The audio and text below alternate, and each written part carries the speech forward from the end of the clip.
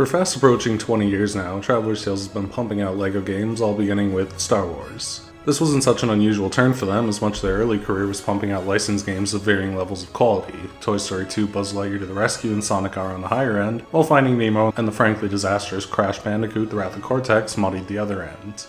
While it seems quaint now due to the massive ubiquity of the series, it was somewhat fascinating to make a double license game at the time, but the popularity of both brands involved also made it something of a no-brainer. This leads us back to today, or April of 2022, 6-ish months ago, with the newest game in their exceedingly long LEGO lineage, LEGO Star Wars The Skywalker Saga. Released on pretty much every modern platform, PC, Switch, PS4, PS5, Xbox One, and Series X. A new evolution of the franchise that covers the Skywalker Saga, Disney's ridiculous name for the 9 numbered entries in the franchise.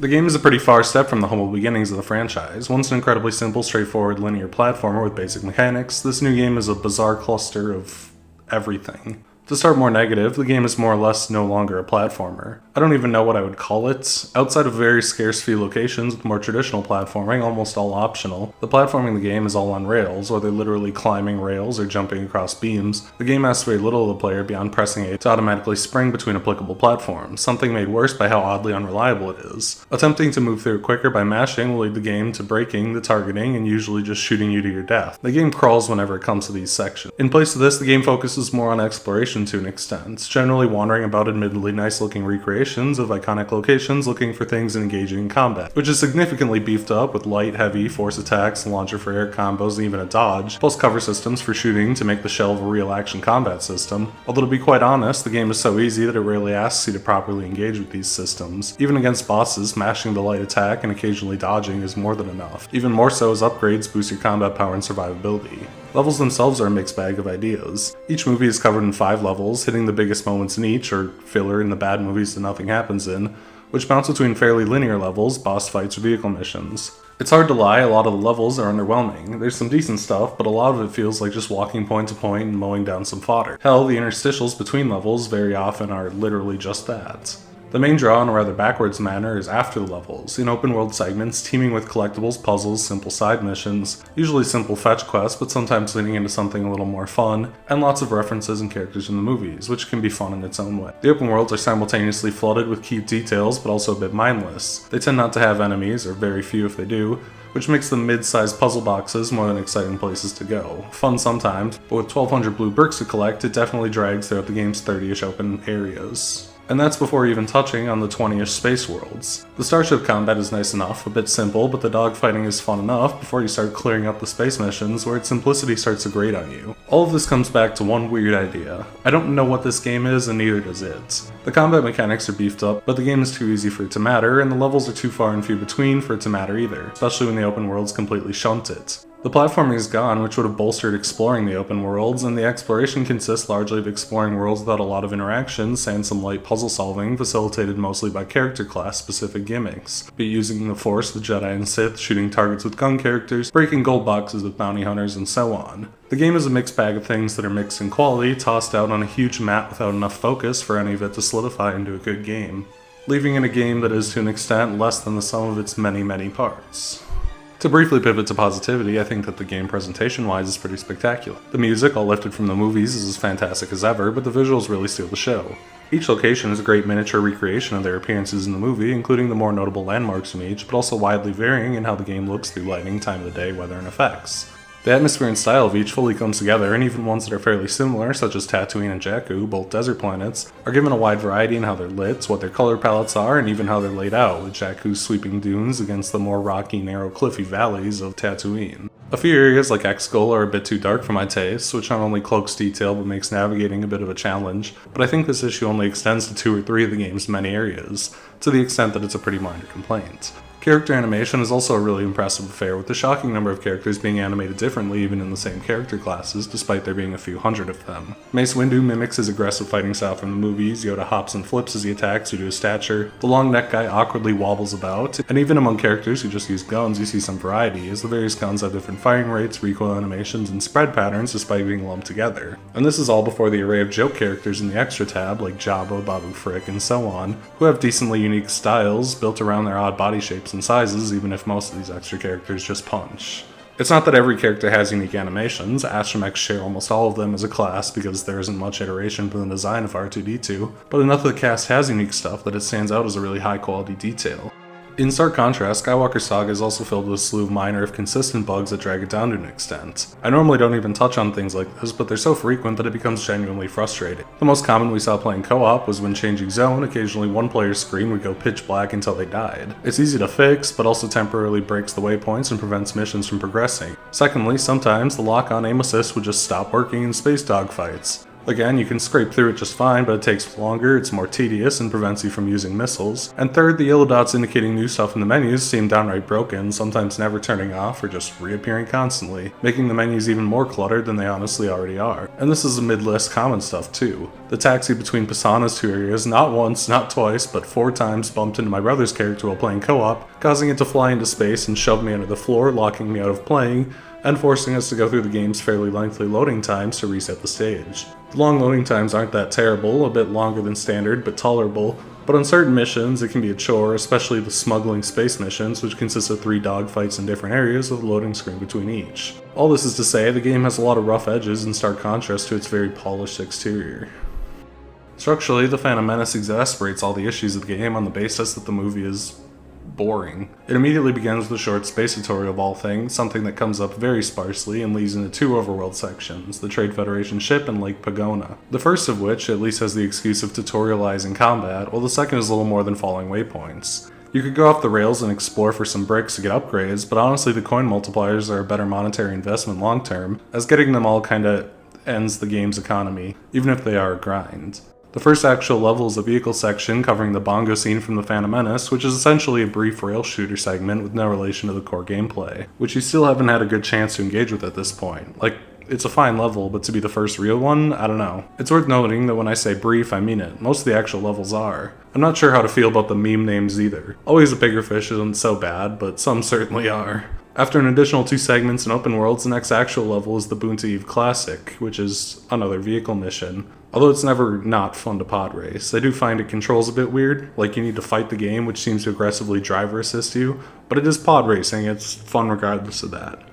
It's not until Better Call Maul, you see what I mean with these fucking names, that the core gameplay is actually explored, hitting pretty much all of the major beats you'd hope. The level covers the entirety of Darth Maul's fight, beginning and ending, with proper boss battles that utilize the action gameplay pretty well, tutorialize the dodging, and unlike fodder enemies, Darth Maul's blocking necessitates mixing up moves, which generally makes the combat fairly engaging. Between these two is other stuff. There's some light puzzles, and the game's signature terrible QuickTime event-style platforming, but those aren't the segments you're gonna remember because they're kind of plainly mediocre.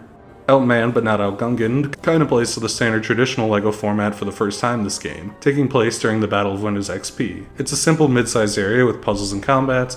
The platforming aspect of the series is scrapped, but it's not terrible. The constant combat while figuring out what needs to be moved about is reasonably engaging, even if the quality of puzzles hasn't evolved far beyond figuring out which character class is needed at any given time, which the game overindulgently indicates to you via icons that I don't think are really needed here, given that there's only a handful of classes. Lastly, Now This Is Pod Racing covers the Anakin portion of Phantom Menace's finale, with the first part utilizing the game's core dogfighting mechanics, which are good enough before you start to burn out on them that I temporarily had thoughts that some kind of LEGO starfighting game could be cool, although the system doesn't have an incredible amount of depth and would need a lot of fleshing out, while the back half is a brief on-rail shooter. There are a few things to consider discussing all this. 1, the ratio of vehicle levels to standard levels is insane. 3 of the 5, over half, and only 1 in the core vehicle gameplay style, and even then only half of it, means that the campaign feels really dense with gimmicky one-off styles. Most of the movies aren't nearly this bad, but it's also a moderately recurring theme. It's also noteworthy that the 5-level layout can tend to kinda hurt the game. They can only afford to hit the big moments, leaving huge portions of every movie to lengthy cutscenes or overworld segments instead of allowing for a more natural progression through the story, creatively integrating the slower portions into the platforming segments like the old games. You end up hitting the big set pieces, which can be all over the place. Granted, these are accurate recreations of the movies, but almost too much so. The old games charmingly crushed the story down via silent skits, and now we have full voice acting recreating entire movies while we play only the big moments. Attack of the Clones hits the 5 points you'd probably expect. The Zam Wessel chase from early on, serving as a fairly basic vehicle chase. Django in the Asteroid Field, which uses the space dogfighting well in an extended chase and dogfight with a cat and mouse vibe. and everything from Geonosis. The droid factory is unique for being asymmetric, using the standard gameplay but separating the players for most of the level as they solve puzzles independent from each other. It's great in co-op despite one player getting shafted controlling the droids for much of it, although I imagine they didn't use the style much for fear of confusion or tedium in single player. The Coliseum is a series of boss fights. The three monsters serve as close range bosses, and once defeated they can be ridden to fight the others, which is a fun gimmick that doesn't extend too far out of the game's normal gameplay. Then fighting Jango, who's a bit of a mix-up as a primarily ranged boss, and finally there's Dooku's Cave, a brief level that leads into a decent boss fight, although it's not so far different from Maul's to be all that impressive the second time around. Despite being a terrible movie, if one I'm very endeared to, I think Attack of the Clones has the strongest set of levels in the game. Good variety without completely abandoning the core gameplay. Bosses with a bit of a unique twist, and even a fairly unique level based on asymmetrical multiplayer. Despite my feeling that the game is generally a touch lackluster, Attack of the Clones pulls it together with fun and simple concepts that play to the strengths of the game. Revenge of the Sith, unlike the other two, immediately starts in the action and completely drops the ball. The long space battle at the start is one of Sith's most memorable moments, and it's completely skipped for a short jaunt through a fairly bland interior of Grievous's ship and a rerun of the previous Dooku battle. Despite Phantom Menace being more than half vehicle levels, they missed the easy one that would have been fantastic. The game then skims directly to fighting Grievous on Itapu, skimming the weird lizard chase, although Grievous's fight is fairly strong. Beyond the standard fighting mechanics, between phases he'll hide himself, which shifts the game to a more puzzle and exploration focus, which helps break up the pace of the fight a bit, which is appreciable after having several straightforward fights in a row. Kashyyyk is a standard level. I think there's little to say, but it's kinda odd how returning to one feels like more of an event than boss battles do at this point, especially as the final two levels are more of that. Yoda vs Sidious in the Senate is a standard boss battle, with enemy waves between rounds, only really notable for its decently unique setting, while Mustafar kinda drops the ball, having a lengthy lead up to fighting Anakin where one player is Obi-Wan while the other shits about as the droids, who sometimes have literally nothing to do but wait and watch. During actual boss phases, the droids can pitch in with their measly attacks, but the game often has them doing busy work activating panels that leaves it feeling much less satisfying than the other games in the franchise did. Revenge of the Sith's ratio of 0 vehicle levels may be too far in the other direction, although that's also partially on the lack of real levels at all. In an effort to hit every major fight and restricted by the 5 level thing, the game ends up with a singular level amidst a sea of bosses. The calmer, platforming-focused stages of past games are completely wiped for a never-ending set-piece to set-piece sprint that only has time to hit bosses when this heavily restricted. It's worth noting that the player can start at the head of any trilogy, episodes 1, 4, or 7, and unlock the subsequent films in that trilogy as they beat the first. A New Hope does a good job of adapting episode 4, which despite being my favorite, definitely has the least set pieces to draw from, while also having a unique playstyle to an extent, as lightsabers are pretty rare in this movie especially, shifting the focus to the decent third-person shooting gameplay. The first level is Tan of 4, of course, which is a nice introduction to the shootier gameplay of the original trilogy. The second jumps ahead a bit to the Cantina, which is a kinda unique level style, fighting off waves of enemies while the Millennium Falcon is repaired, which is a nice twist on the standard gameplay without being an overbearing gimmick. The Death Star infiltration to rescue Leia also has a light gimmick and optional stealth. Getting caught isn't a big deal, shootouts are easy, so it's hard to give it points, but it's better a gimmick that's easy to ignore than one that drags the level down. And the boss fight against the garbage monster is kinda cute. The Death Star escape is effectively more the standard, and shockingly, the 5th level is the only vehicle segment. Unsurprisingly, the Death Star Trench Run, which while just a linear rail shooting segment, is a set piece that never gets old to play through. Empire Strikes Back has the advantage over A New Hope of having a lot more action. Despite that, it does get a little experimental. The first level on Hoth is semi-open, vaguely resembling the game's planet hubs but scaled down a touch, with various objectives around to do in any order, and in multiplayer, players can split up to do these simultaneously. The second level is the Battle of Hoth. You know how it is by now. It's an open and fun ship level, although the amount of AT-ATs that need to be wrapped is a bit excessive. This is followed immediately with another ship level, the escape in the Millennium Falcon. Dodging about the asteroids is fun, there's not much else to it. Cloud City is a nice standard level, it's a bit open and maze-like, but it just makes it more rewarding to explore a bit. And the final episode is the Vader fight. It's good, it has a bunch of phases and drifts into standard puzzles and even a bit of light platforming between them, and fights against bosses tend to be fairly strong in this game, if a little repetitive. Return of the Jedi starts on infiltrating Jabba's palace, which has light stealth mechanics introduced previously, as well as a pretty fun fight with the Rancor, mostly just for the spectacle of going up against something so big, even if it's really mechanically no different than any other boss. The skiff over the Sarlacc is 2 boss fights. Boba Fett seems like he'd be awesome, but bosses as gun characters are just kinda tedious, where you just point and shoot for a very long time until they die. While Jabba just limits you to characters who punch, and Jabba is mostly stationary, meaning the fight lacks some much needed dynamism.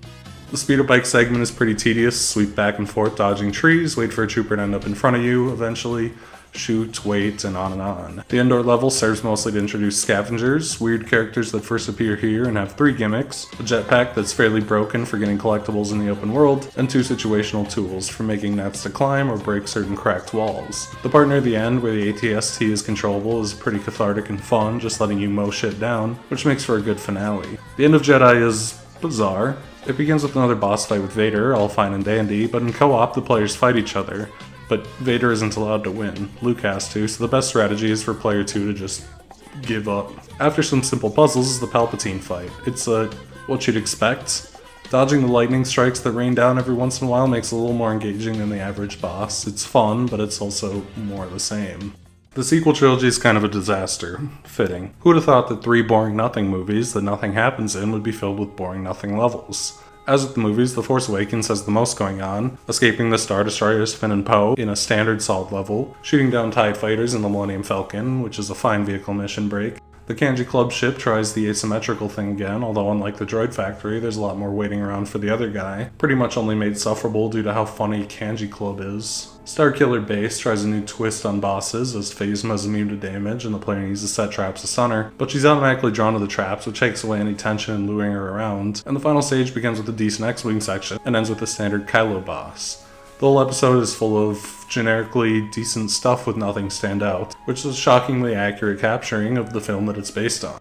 In the same vein, The Last Jedi accurately captures the movie being a strange, weird, boring mess. Basic TIE fighter segment from the start of the movie, short basic level breaking Finn and Rose out of jail, exceedingly long multi-boss fight against Snoke's guards, who are the most generic of bosses and take you on one at a time, making it a lengthy, tedious battle, the final Phasma fight, which is hypothetically interesting by making you solve small environmental puzzles to hurt her and giving you a bunch of options, but since the options can be reused unless you're aiming for the challenge to use every method once, you'll probably just take the path of least resistance, and the worst asymmetrical level in the game, where one player fights Kylo as Luke, which is nothing but a lengthy set of QuickTime events, while the other runs through a mostly barren level to the end. Despite only consisting of 5 levels, the movie feels stretched to its absolute limit, and simultaneously feels like nothing happens. A ship fight and some generic bosses amidst a sea of boring concepts and generic level sets, if not downright bad like the finale.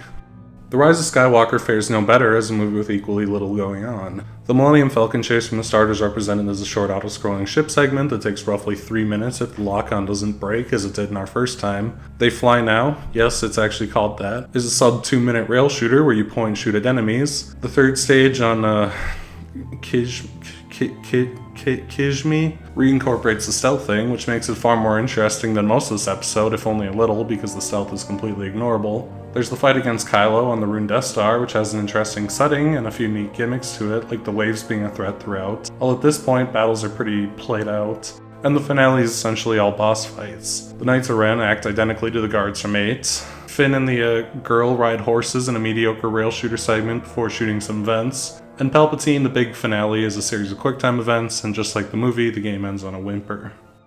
As for all the side stuff, the planets are lovingly crafted, but there's just too much stuff. 1200 blue bricks is the main collectible is insane, and the game feels expired well before that point is hit. The extras are divided into 4 categories: puzzles, blue bricks in the environment that usually require a specific character to get. These range in quality but tends towards filler and are far and away the most common. Missions, which are longer side quests that unlock characters. A good reward, but roughly half of them feel pretty throwaway. Talk to X, get Y, return to Z. Although there is an impressive amount of bosses unique to these side quests. Trials are races or shooting galleries, the former of which are stunningly inconsistent in quality, with some being cakewalks, while others, especially space ones, are miserable shit shows that disorient you with random checkpoints behind, above, below, and all around you. While the latter are all incredibly easy if a fun change of pace. And lastly, challenges, which consist of planet-spanning missions, such as finding a hidden Wookiee on each planet. They're all kind of collectathon throwaway stuff, but inoffensive beyond the amount of traveling and loading times required. Normally in a game like this, I'd talk about all the movies, but review 9 movies in this video? No. Anyway, I guess I'll do it really quick. 1 is dull but okay, the practical stuff is neat, the pod race is cool, Darth Maul is cool, the movie's really clunky. 2 is terrible, looks bad, awkward, long. 3 has some neat concepts and is endlessly quotable and funny, but is an overly long, edgy mess. 4 is my favorite, 5 is the most fun. 6 is good half the time and kinda emblematic of the pitfalls Lucas would stumble into in the other half. 7 is a generic cape shit movie with Star Wars iconography that's tolerable if nothing more. 8 is trying too hard, doesn't land anything because its only intention is to always be the opposite of sensible, and shredded any setup 7 had so bad that it's no wonder that our final movie, 9, is a terrible disaster that only serves to retcon the last terrible movie and try to swivel into something more comprehensible, which it entirely fails to do. 4, 5, 6, 1, 3, 7, 2, 9, 8. Rogue One is bad and bland, Solo is kind of fun if mediocre. It's a bit shocking that neither got levels, but it is what it is. As for how the episodes in the game stack up, I guess it's fairly different. I'd say 2, 4, 5, 3, 7, 6, 1, 9, 8. At least the stuff that hangs out on the bottom never changes. So, I don't know how to end this. I'm already kind of bad at concluding, but the Skywalker Saga is such a strange game. Abandoning nearly every basic aspect of the series it's a part of, Skywalker Saga barely fits a genre beyond open world and quite often suffers for it. Even if it occasionally has fun linear levels or a neat vehicle segment, which especially can make the game actually feel like a game. It's also pretty flagrantly bloated. Even if the hubs are detailed nice, 1200 bricks is a lot. And a good portion of them are tied to boring filler content, to the point that it may have been better to focus on 4 or 5 solid hub worlds with more meaningful content. Extra levels even, perhaps based on the side movies or TV shows like Mandalorian. As it stands, the main game can be breezed through in a few hours, with a few dozen hours of mostly filler tacked on all sides. Its advancements in a real combat system are pretty nice, but to take focus over making a simple platformer with some unique character classes and mechanics feels like an odd choice. I'm hard on the game, but I don't hate it. It's just kind of mediocre and strange, with some good highs, not many lows, and a big, overstuffed, bland middle. I find it hard to recommend sheerly because it seems so confused when the original games are such simple and sweet games, and still hold up pretty well, but that's a story for another day.